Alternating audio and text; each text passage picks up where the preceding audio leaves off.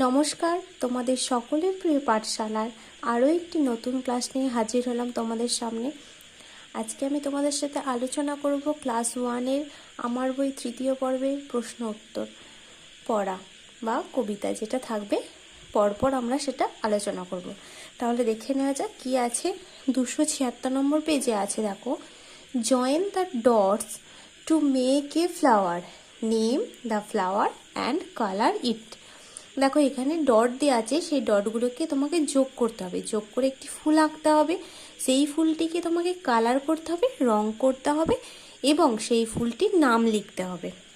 তাহলে তোমরা এই ডটগুলোকে যোগ করবে, করে একটি ফুল আঁকবে, সেই ফুলটার নাম লিখবে এবং কালার করবে। তারপরে 2-এর দাগে কি বলেছে দেখো, draw a pink flower that you see in water. মানে তোমরা একটি ছবি আঁকবে যেটা তোমরা জলে দেখতে পাও, পিঙ্ক কালারের ফুল যেটি তোমরা জলে দেখতে পাও, গোলাপি রঙের ফুল যেটি তোমরা জলে দেখতে পাও, সেটা একটা ছবি আঁকবে। কালার ইট অ্যান্ড নেম ইট, এবং রং করবে এবং তার নাম লিখবে। দেখো তারপর 277 নম্বর পৃষ্ঠায় একটি রাইমস আছে, তোমাদের পড়ে শোনাই আগে, তারপর তোমাদের মানে বলে দেবো। We wake up early in the day to watch the baby sun, how he grows this month of May along his midday run. তাহলে এটা এবার আমি মানে বলে দিই। We wake up early in the day, এটার মানে কি, we wake up early in the day মানে হলো আমরা দিনের বেলায় খুব তাড়াতাড়ি ঘুম থেকে উঠি। To watch the baby sun, to watch the baby sun মানে সূর্য যখন ওঠে, তার যখন তেজটা কম থাকে সেটাকেই বলছে বেবি সান, সেটা দেখার জন্যই আমরা খুব তাড়াতাড়ি উঠি। How he grows this month of May, how he grows this month of a May মানে হলো সে যেভাবে বেড়ে ওঠে, হাউ হি গ্রোজ সে যেভাবে বেড়ে ওঠে, দিস মান্থ অফ মে এই মে মাসে, along his mid day run যখন দেখবে তোমরা সূর্য যখন দিনের মাঝখানে যায়, অর্থাৎ 12টা-1টার সময় যখন সূর্য মাঝখানে যায়, সেই সময়টাকেই মিড ডে রান বলা হচ্ছে।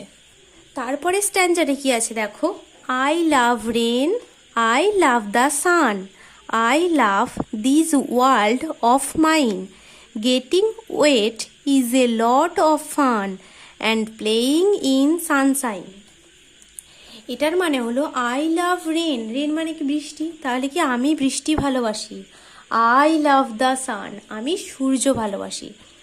I love this world of mine আমি আমার নিজের পৃথিবীটাকেও ভালোবাসি।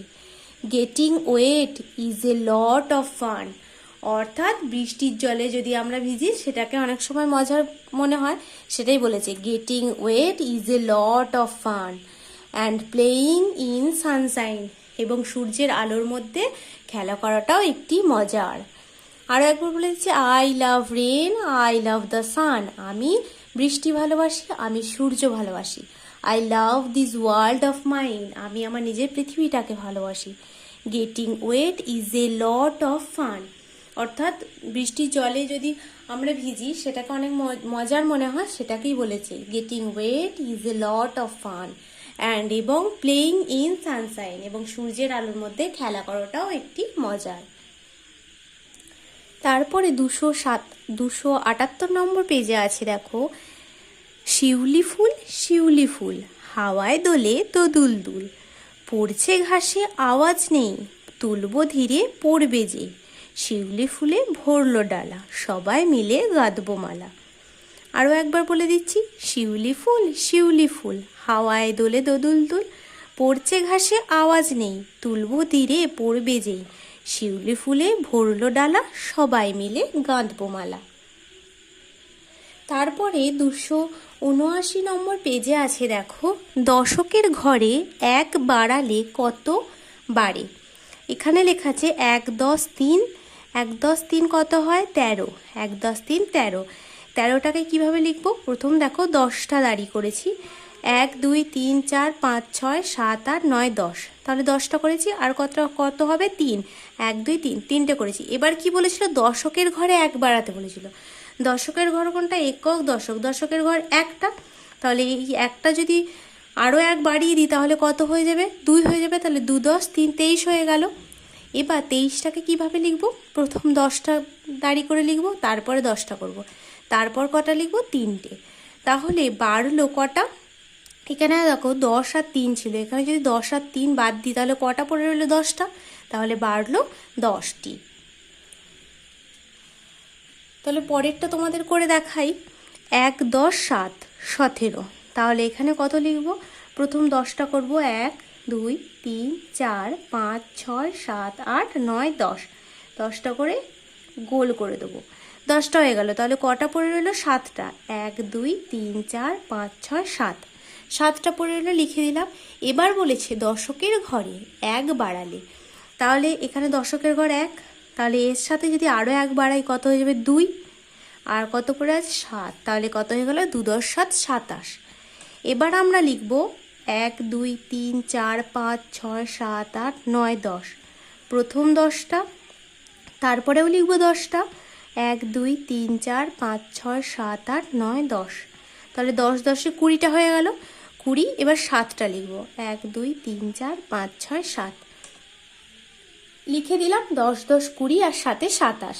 এবার কত বাড়লো, এখানে 10 আর 7 ছিল, এখানে যদি 10 আর 7 বাদ দিই তাহলে কটা পড়ে থাকলো, 10টা, তাহলে কটা বেড়েছে, 10টি।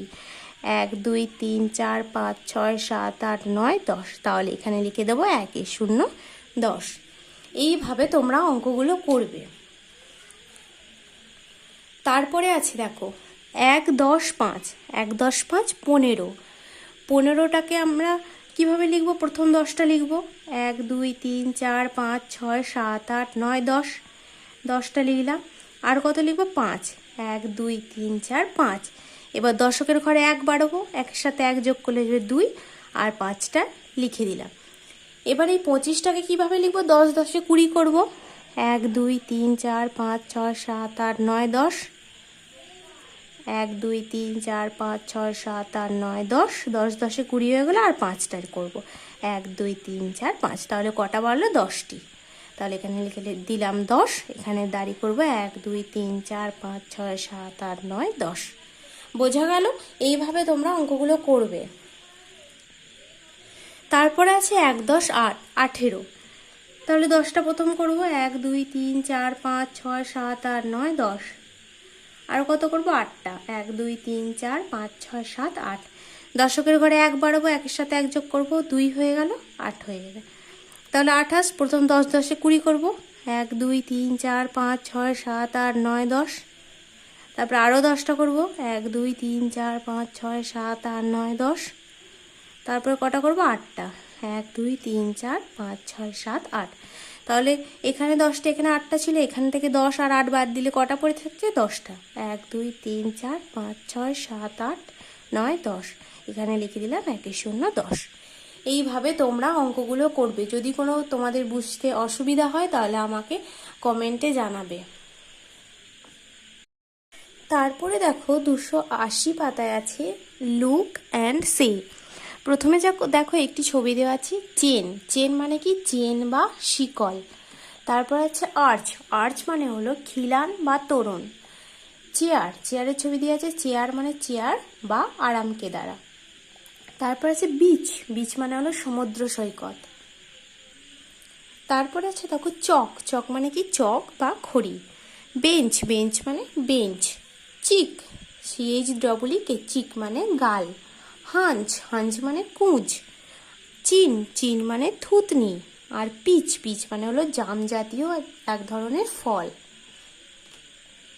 আরও একবার বলে দিচ্ছি, চেন মানে শিকল, আর্চ মানে খিলান বা তোরণ, চেয়ার মানে চেয়ার বা আরাম কেদারা, বিচ মানে সমুদ্র সৈকত, চক মানে চক বা খড়ি, বেঞ্চ মানে বেঞ্চ, চিক মানে গাল, হাঞ্চ মানে কুঁজ, চিন মানে থুতনি, আর পিচ মানে জাম জাতীয় ফল।